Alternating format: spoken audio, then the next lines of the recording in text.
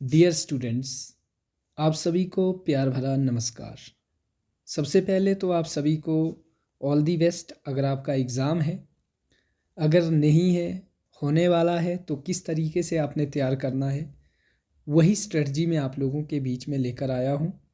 और आने वाले समय में ये सारी जो भी आपका बीए का सिलेबस है, सारा सिलेबस मैं आपके लिए लेकर आऊँगा। और कुछ ट्रांसलेशन के ऊपर मैंने वीडियोस बनाई है, आप प्लेलिस्ट में जाकर चेक कर सकते हैं। सबसे पहले देखिए, ये जो आपकी बुक है इसको दो भागों में बांटा गया है। पहली है डिटेल स्टडी, दूसरा है नॉन डिटेल स्टडी। काफ़ी ज़्यादा आसान है, कैसे इसको आपने अटेम्प्ट करना है।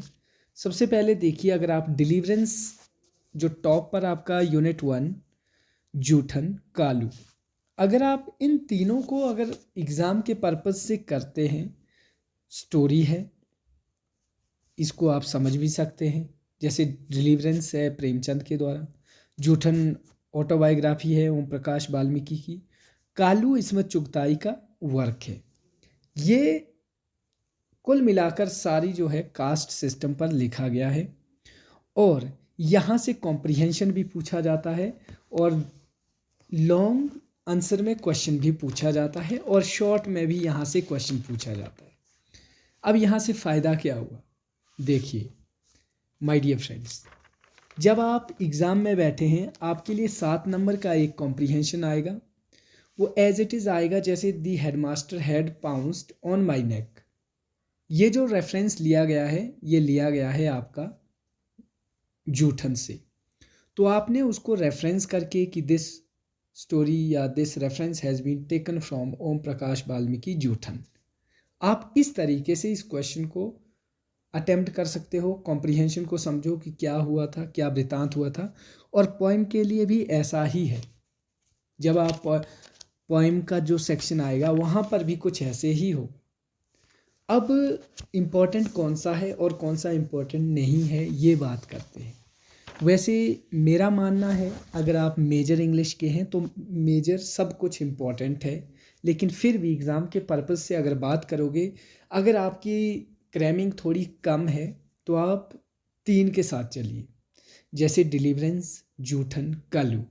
ये यहाँ कालू से, जैसे इन 3 में से अगर आप तीनों को प्रिपेयर करके जाते हो एग्ज़ाम में, तो आपका 100% जो है वो एग्ज़ाम क्लियर हो जाता है।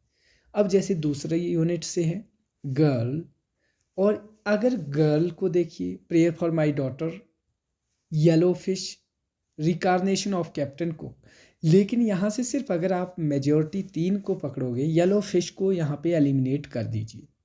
और उसी के साथ जो यूनिट नंबर 3 है still I rise, Harlem, in 2 point को लेके आप चल सकते हो।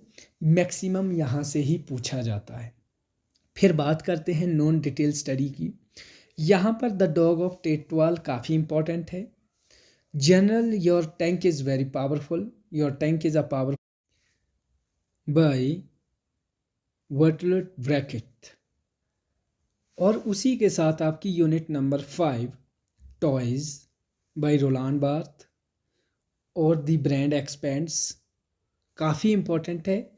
Indian movie New Jersey. और अगर आप टॉयज़ और दी ब्रांड एक्सपेंड्स को करके जाते हैं तो यहाँ से भी आपका काम बन सकता है। लेकिन इंडियन मूवी न्यू जर्सी और टॉयज़, ये दोनों को पढ़ के जाते हैं तो यहाँ से ही क्वेश्चन आपका पूछा जाएगा। इंग्लिश लिटरेचर में पास होना इसलिए आसान है क्योंकि अगर आप डिलीवरेंस और जूठन करके जाएंगे तो यहाँ से कॉम्प्रिहेंशन भी पूछा जाएगा, यहीं से आपका शॉर्ट क्वेश्चन भी पूछा जाएगा, यहीं से लॉन्ग क्वेश्चन भी पूछा जाता है।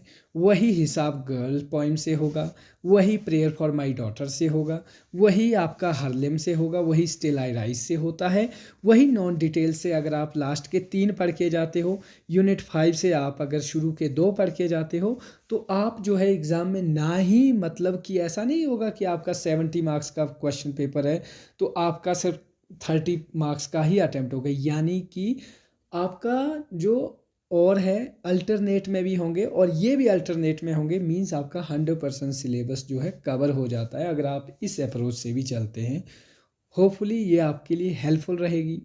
और साथ में मैं आपके लिए कुछ क्वेश्चन पेपर भी डाल के देता हूँ ताकि आप इसको चेक करो कि किस तरीके से क्वेश्चन पूछे जाते हैं। Thank you guys.